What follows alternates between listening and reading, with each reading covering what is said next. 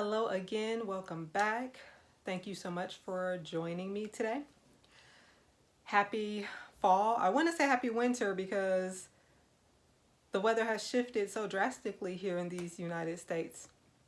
However, it is still technically fall. I am going to pick this video up right where I left off. The last video I ended talking about depression, and I want to dive just a little bit deeper into this concept and this topic of depression. So, the last video at the end, I mentioned how women are much more susceptible to depression because of various hormonal changes that women deal with. So, you have pregnancy, you have menses, you have delivery, you have menopause, all of these different things that women experience.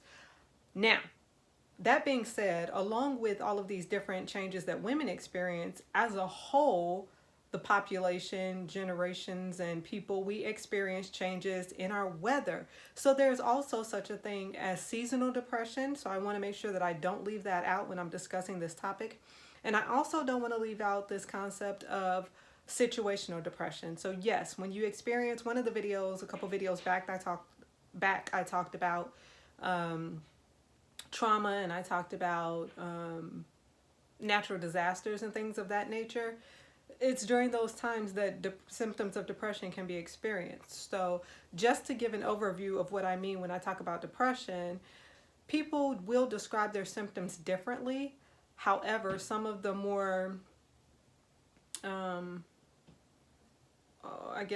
common is the word I'm looking for. Some of the most common characteristics that people will discuss will be sadness, but extreme sadness. Hopelessness is one of the big features. People will describe shifts in their sleep. So some people can't sleep. Some people will sleep more than what they normally would. Feelings of not wanting to come out of the bed for some people. Low energy, low motivation, low drive to get things done, to want to go out. Withdrawal. People will withdraw. They don't want to be around other people. And one of the main things about that is a lot of times people who are experiencing symptoms of depression, they don't feel like anybody else is feeling this way, and it's a burden to somebody else for them to bring that around other people. And also, there is a belief system that if I can't relate to the people around me, or they can't relate to me, and if I'm withdraw from them, then I'm not bringing that to them. So these are both myths, right? We know that a lot of people experience these symptoms. We all actually, at different varying times in our lives, do experience these symptoms. And so it's a very, shifty type of a thing where it can go back and forth.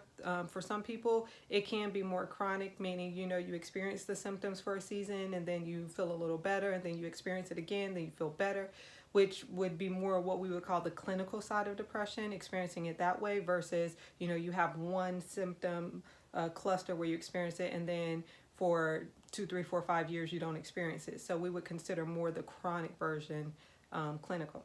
Okay, I'm going to have to wrap up soon, so let me finish mentioning a couple other things that I wanted to mention. I want to mention that men do experience symptoms of depression. A lot of times with men and with children, you will get more symptoms of anger versus the just sadness. They may display it more as anger, their loneliness, their sadness, their withdrawal. I believe that with men is really underreported. A lot of men are not going to want to admit that that's what they're experiencing. They may not even really acknowledge that that's what it is. So we want to look out for that. Now, when I see clients for the first time, I always ask clients to go and see a PCP, their primary care physician. Why do I do that? I want them to talk to somebody about if there are any type of deficiencies, vitamins, minerals, vitamin D, vitamin K, iron, any of those things. And I also want to know if there are any other types of physical ailments.